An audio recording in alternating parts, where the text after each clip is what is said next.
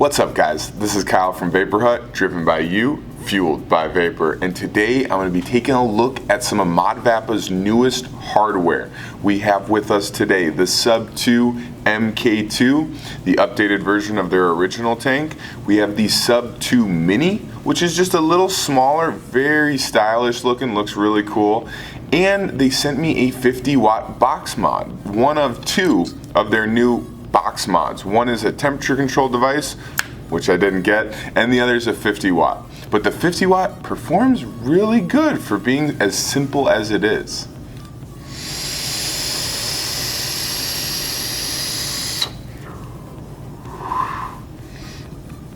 So the Sub2 MK2, believe it or not, is actually not that much different than the Sub2 MK1. The main difference is the tank is no longer glass all the way around, but has metal on either side. It's still really easy to see your juice level, and it's also a little more durable. The second big difference with the Sub2 MK2 is they've put a little spring at the top of the chimney. So we'll see in the close-up, as you install that coil, you're compressing a spring. I haven't quite figured out exactly what that's for. My only thought is, because there's not a top fill, it doesn't seem like it's pressurizing the tank at all, although that could have a role to play. But the main use of that spring, as I can see, is on the original Modvapa. When you screw in the base with the coil on it, the little hood comes off as you unscrew it. By adding a force or a pressure that pushes on that coil as you unscrew it, it's pushing the whole thing out. So it's less likely that the threads at the top of that atomizer and the bottom of that chimney are going to get stuck to one another. And the third, less significant change is they've added this drip tip. It's kind of that cloudy glass, and it seems to have threads and O-rings down there, but I can't figure out for the life of me what they're for. This glass doesn't seem to come off. It doesn't seem like there's adjustable airflow on it, but it does look cool, and it performs well. It doesn't get hot at all. So let's go ahead and dive into the close-up of the Sub2 MK2 tank by Modvapa. Then what we're going to do is we're going to come back out, we're going to talk about the Mini a little bit, dive into a short close-up of that, and then we'll finish by talking about this 50-watt Modvapa box mod that they sent me.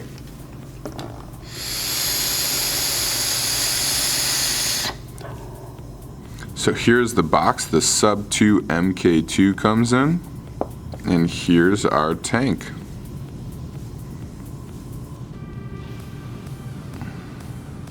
The 510 pin is not spring loaded. And here's that strange drip tip I was trying to describe for you guys.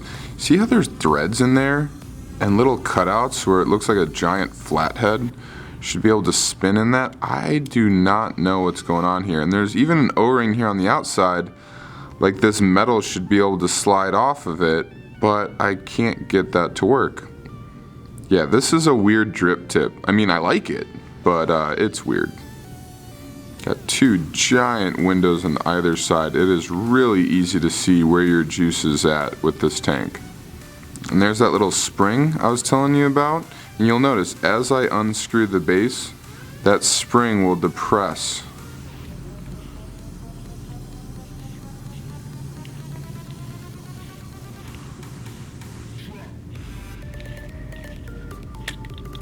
I don't know what the point of this is.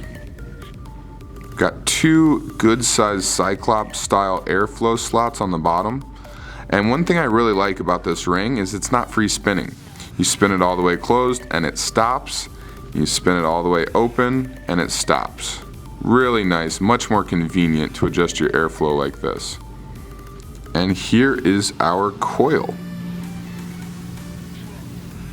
So one very innovative thing that Modvapa decided to do with its atomizers is allow half of them to be reusable. So basically, when you get your first coil, it will have this hood on top of it.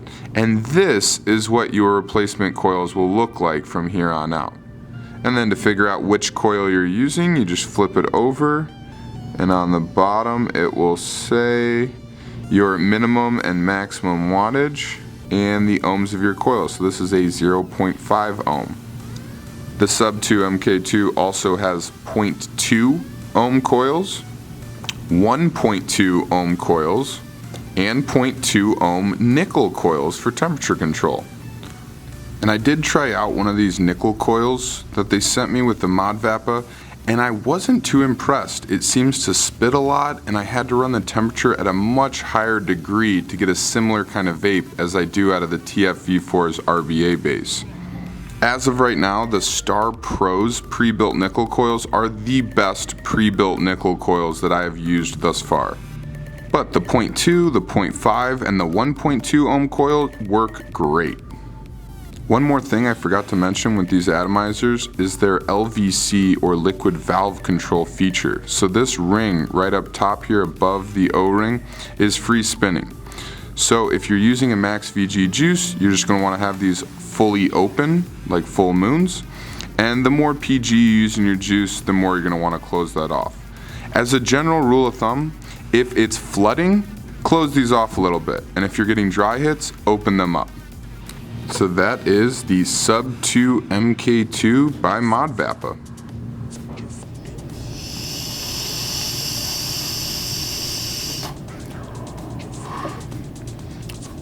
So that's the Sub2 MK2. Honestly, I really like what they did with this new edition of the Sub2 MK series. They made it larger, they made it stronger, and its drip tip doesn't get warm.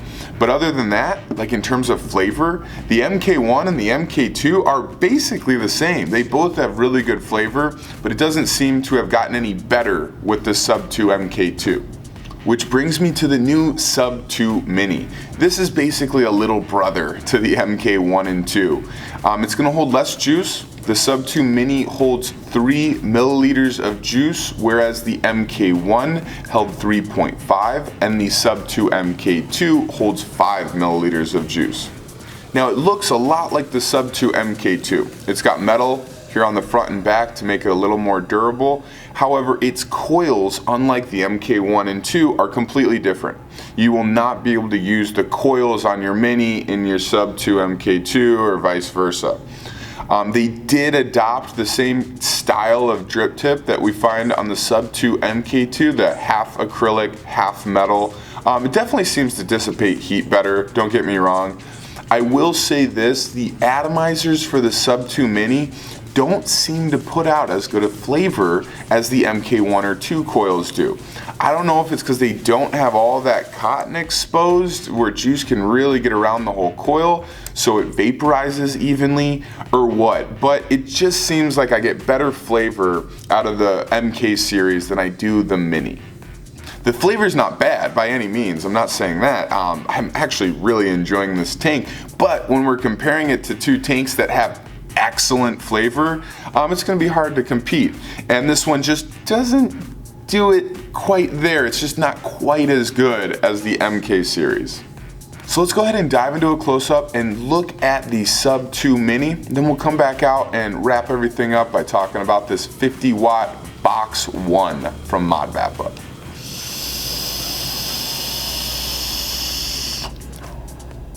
So here is the Sub2 MINI.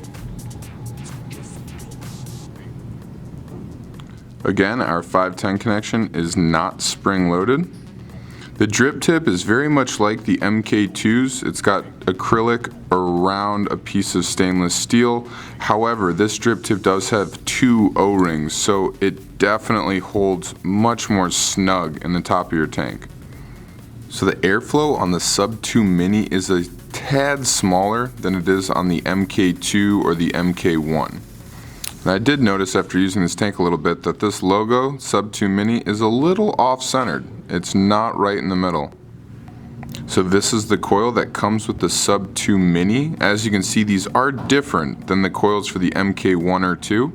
And for the Sub2 MINI, there are 0.3 ohm coils, 0.5 ohm coils, and 1 ohm coils, which clearly have a slightly smaller diameter, so they're going to be more for that mouth to lung hit. Yeah, so both of these tanks, the Mini and the MK2, both come with a wide range of coil options, so you can tune this to your type of vape. So that is the Sub2 MINI, the little brother of the MK1 and 2. It's a cool tank. If you're looking for something small, a little more discreet, while still looking really cool, the Sub2 MINI is definitely the tank for you. I would have liked to see nickel coils for the Sub2 MINI, but then again, like I said with the MK1 and 2, those nickel coils don't seem to work that great. They seem to spit a lot. They seem to require a really high temperature to get any sort of good vape from it. Whereas with the TFE4's RBA, the nickel builds I've been putting in there, I only have to run at 400 degrees Fahrenheit and I'm getting an excellent, nice warm vape. So I think what I'm trying to say is I think companies that make tanks need to start putting an RBA in their kit as a standard, just so we can build our own nickel coils, because apparently we can do them better than these pre-built atomizer machines or whatever make these.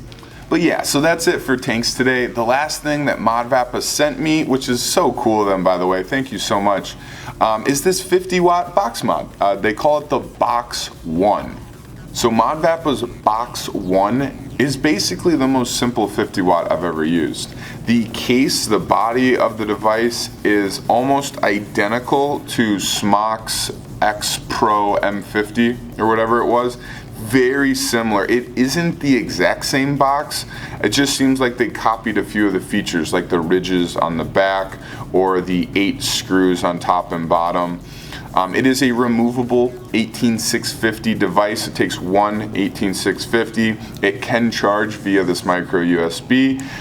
It's got a really nice OLED screen. It's a higher resolution than I think we're used to seeing. It even has a little picture of an atomizer. Kind of cool. It only reads to the 10th place in terms of ohms, and it will show you your real-time voltage while only being able to control wattage on this device. So the question is, if I lost this today, would I go out tomorrow and buy one? And the answer is probably not. Same for the Sub2 MINI. It's just not my cup of tea as far as tanks go. It's a good tank, but the MK2 is one that if I lost, I definitely want to pick one of those up. I really like that tank. The reason why I'm not crazy about this box mod is there's a couple reasons. One, it's just a little too simple. It's just a simple 50-watt device. It doesn't have temperature control. It doesn't do anything like that. The removable battery is a really nice feature. I like that. I don't have to worry about having a micro USB around.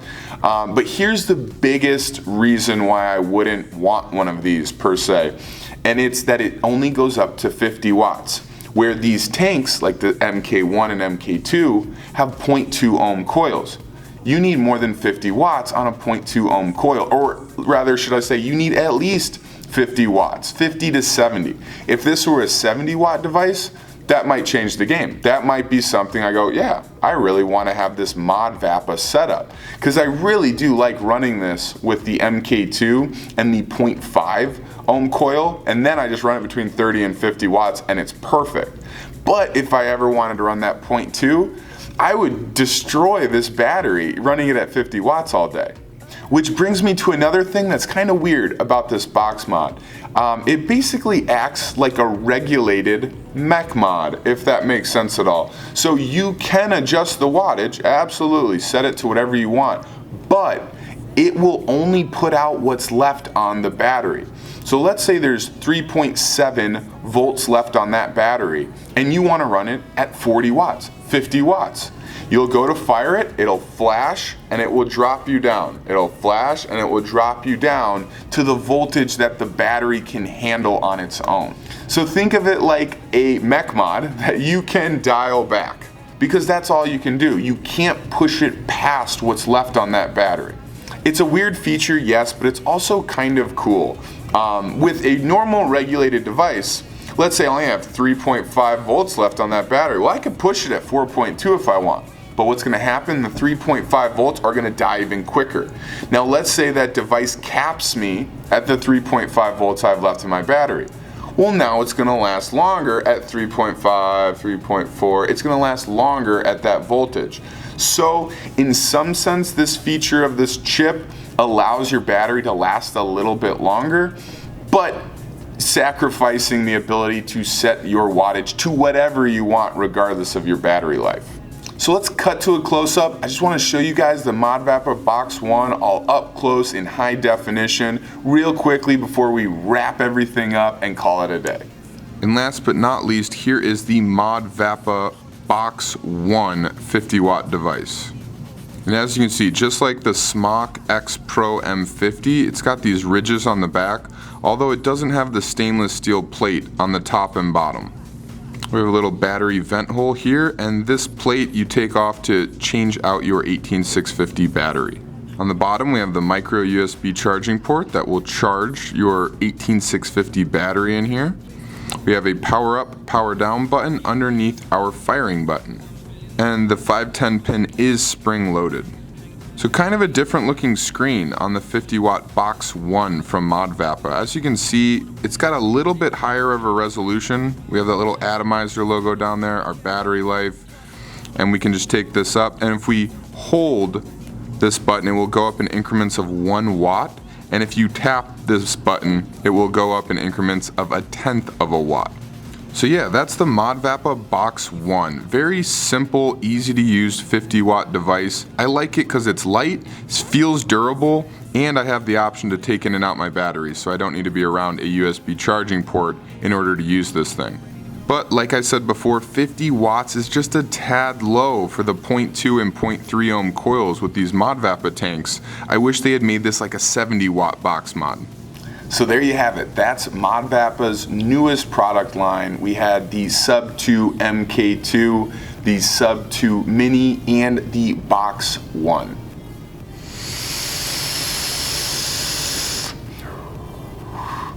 So we looked at some really cool products today. 2 tanks and a battery from Modvapa. If I can make one recommendation to Modvapa, it would be to stick to tanks.